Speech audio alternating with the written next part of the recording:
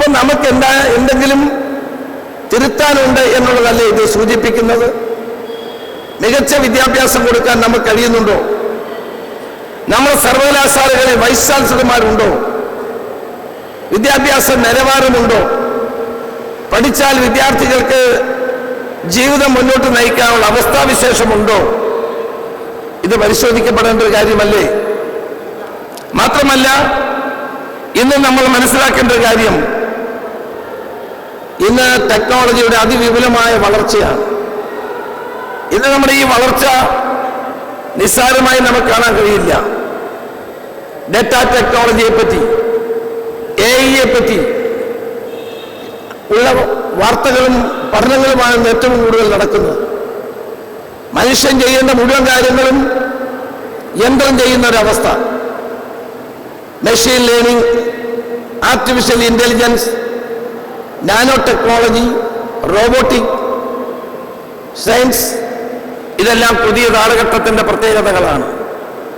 ഇതിലേക്കൊക്കെ കുട്ടികളെ നമുക്ക് എത്തിക്കാൻ കഴിയണം, ഇത് പഠിപ്പിക്കാൻ കഴിയണം. ഇന്നത്തെ പത്രത്തിലൊരു വാർത്തയുണ്ട്, നമ്മളെ തിരുവനന്തപുരം ടെക്നോ പാർക്കിൽ 12,000 കോടി രൂപയുടെ ലാഭം ഉണ്ടാക്കി എന്നുള്ളത്. ടെക്നോ പാർക്ക് സ്ഥാപിച്ചപ്പോൾ ഇത്രയും വലിയൊരു നേട്ടമുണ്ടാകുമെന്ന് നമ്മൾ കരുതിയല്ല. പക്ഷെ കാലത്തിന്റെ മാറ്റമനുസരിച്ച്, ടെക്നോളജിക്ക് ഉണ്ടാക്കുന്ന പ്രാധാന്യമനുസരിച്ച് ടെക്നോ പാർക്കുകൾ ഉണ്ടാകുന്ന ലാഭം കണ്ണഞ്ചിപ്പിക്കുന്ന ഒന്ന് തന്നെയാണ്. മനുഷ്യൻ ചെയ്യേണ്ട എല്ലാ കാര്യങ്ങളും യന്ത്രം ചെയ്യുന്ന ഒരവസ്ഥ, അതാണ് ഇനി വരാൻ പോകുന്ന AI എന്ന് പറയുന്നത്. AI നമ്മുടെ ജീവിതത്തെ തന്നെ മാറ്റിമറിക്കുകയാണ്. അത് മാറുന്ന വിദ്യാഭ്യാസ രീതിയുടെ ഭാഗമാവുകയാണ്. AI വന്നു കഴിഞ്ഞാൽ തൊഴിൽ നഷ്ടപ്പെടുമെന്നുള്ള ആശങ്ക ആളുകൾക്കുണ്ട്. ഇല്ലാത്തവനും ഉള്ളവനും തമ്മിലുള്ള അന്തരം വർദ്ധിക്കുമെന്ന് പറയുന്നവരുണ്ട്. അതോടൊപ്പം തന്നെ പലതരത്തിലുള്ള സാമൂഹ്യമായ ഭിന്നതകൾ ഉണ്ടാക്കുമെന്ന് പറയുന്നവരുണ്ട്. പക്ഷേ ഈ യാഥാർത്ഥ്യത്തെ നമുക്ക് നേരിട്ടേ മതിയാകൂ. ഇന്ന് ലോകത്ത് നടക്കുന്ന ഏറ്റവും വലിയ റിസർച്ച് ഏജിങ് എങ്ങനെ ഓവർകം ചെയ്യാമെന്നുള്ളതാണ്. ഒരു മനുഷ്യൻ 100-150 വർഷം ജീവിക്കുന്ന ഒരവസ്ഥ എങ്ങനെ ഉണ്ടാക്കാമെന്നുള്ളതാണ് ലോകത്ത് നടക്കുന്ന പരീക്ഷണം. ആ പരീക്ഷണം കുറച്ചു കഴിഞ്ഞാൽ വിജയമാകാം.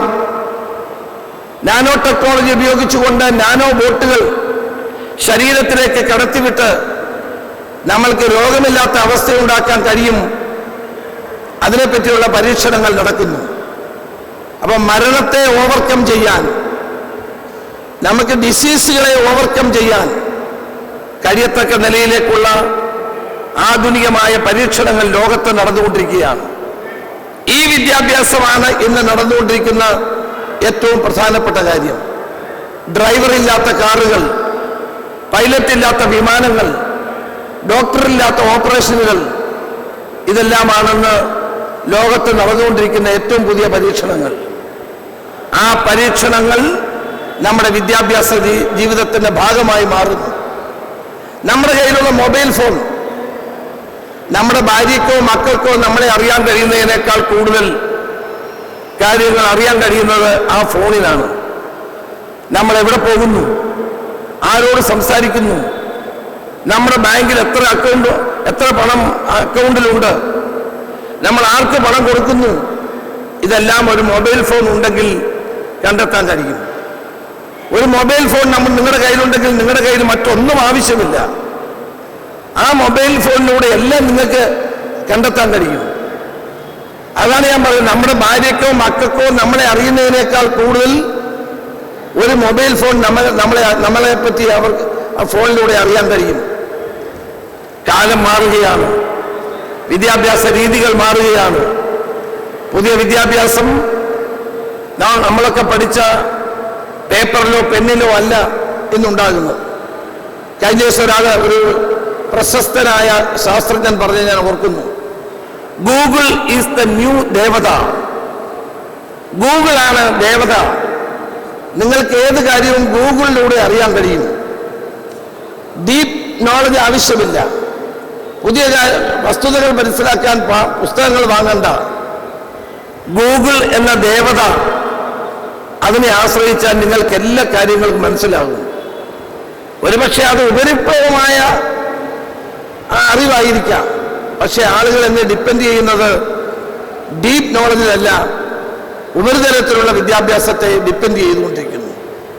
അപ്പം ഏതെങ്കിലും കാര്യം അറിയണമെങ്കിൽ ഗൂഗിളിൽ സെർച്ച് ചെയ്താൽ മതി, അപ്പോൾ തന്നെ നമുക്ക് കാര്യങ്ങൾ അറിയാം. ഇന്റർനെറ്റിനെ ആശ്രയിച്ചാൽ മതി, പെട്ടെന്ന് കാര്യങ്ങൾ നടക്കും. അപ്പൊ ആധുനിക കാലഘട്ടത്തിൽ വിദ്യാഭ്യാസം പരിപൂർണമായ മാറ്റത്തിന് വിധേയമാവുകയാണ്. ആ മാറ്റത്തിന് വിധേയമാകുന്ന വിദ്യാഭ്യാസ രീതിയിൽ ഇവിടെ ചൂണ്ടിക്കാണിക്കുന്ന മൂല്യങ്ങൾ സംരക്ഷിക്കപ്പെടുന്നുണ്ടോ എന്നുള്ളത് ഒരു പ്രസക്തമായ ചോദ്യമാണ്. മൂല്യങ്ങളുടെ രൂപം തന്നെ മാറുകയാണ്. നമ്മുടെ കുട്ടിക്കാലത്ത് നമ്മൾ വിശ്വസിച്ചിരുന്ന പലതും ഇന്ന് അപ്രസക്തമാണ്. നമ്മൾ കോളേജിൽ പഠിക്കുന്ന കാലത്ത് വിചാരിച്ചിരുന്ന പല മൂല്യങ്ങളും ഇന്ന് അപ്രസക്തമാവുകയും ആ മൂല്യങ്ങൾ ഉപേക്ഷിക്കപ്പെടേണ്ടതാണ് എന്നുള്ള ധാരണ ഉയർന്നു വരികയും ചെയ്യുന്നു. അപ്പം മൂല്യങ്ങളും കാലോചിതമായി മാറ്റപ്പെടുകയാണ്. മൂല്യങ്ങളിൽ തന്നെ ഉണ്ടാകുന്ന മാറ്റം ചെറുതല്ല. കഴിഞ്ഞ ദിവസം ഒരു ജഡ്ജിയെ എനിക്ക് കാണാനിടയായി. ഫാമിലി കോടതിയിലെ ഒരു ജഡ്ജിയാണ്. അദ്ദേഹം പറഞ്ഞു, ഏറ്റവും കൂടുതൽ കേസുകൾ വരുന്ന ഡൈവോഴ്സ് കേസുകളാണ്. പണ്ടൊക്കെ ഒരാളിനെ ഡൈവോഴ്സ് ചെയ്യാന്ന് പറഞ്ഞാൽ ഒരിക്കലും അത് വലിയൊരു കുറ്റമായി സമൂഹത്തിൽ നടക്കാൻ പാടില്ലാത്തതായിട്ടാണ് കാണുന്നതെങ്കിൽ ഇന്ന് ഡൈവോഴ്സ് കേസുകൾ സർവ്വസാധാരണമായി മാറിക്കൊണ്ടിരിക്കുന്നു. ഇന്ന് ലിവിങ് ടുഗദറിനെ പറ്റി കേരളം പോലും ചിന്തിക്കുന്നു. അപ്പം മൂല്യങ്ങൾക്ക് കാലാനുസൃതമായ മാറ്റങ്ങൾ മൂല്യങ്ങൾക്ക് ഉണ്ടായിക്കൊണ്ടിരിക്കുന്നു. ശരിയാണോ തെറ്റാണോ എന്ന് ചോദിച്ചാൽ എനിക്കതിന് മറുപടിയില്ല. പക്ഷേ മൂല്യങ്ങളിൽ ഉണ്ടാകുന്ന മാറ്റം അത് വിദ്യാഭ്യാസ രംഗത്തും സാമൂഹിക ജീവിതത്തിൽ ഉണ്ടാകുന്ന മാറ്റങ്ങൾക്ക് അനുസൃതമായി തന്നെ ഉണ്ടാകുന്നതാണ്.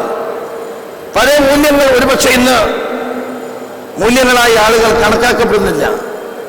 പഴയ ശരികൾ തെറ്റാകുന്നു, പഴയ തെറ്റുകൾ ശരിയാകുന്നു. അതാണ് ഇന്നത്തെ കാലഘട്ടത്തിൻ്റെ ഏറ്റവും വലിയ പ്രത്യേകത. കുറച്ചുകൂടി കഴിഞ്ഞാൽ ഈ ചിന്തകൾ കുറെ കൂടി മാറും. പണ്ടൊക്കെ കുടുംബം, ഫാമിലി എന്നുള്ളതിന് വലിയ പ്രാധാന്യമുണ്ടായിരുന്നു. ഇന്ന് ആ സങ്കല്പങ്ങൾ തന്നെ മാറിക്കൊണ്ടിരിക്കുകയാണ്.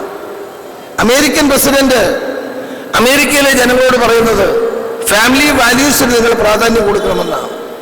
നടക്കാത്തൊരു കാര്യമാണ് അമേരിക്കയിൽ.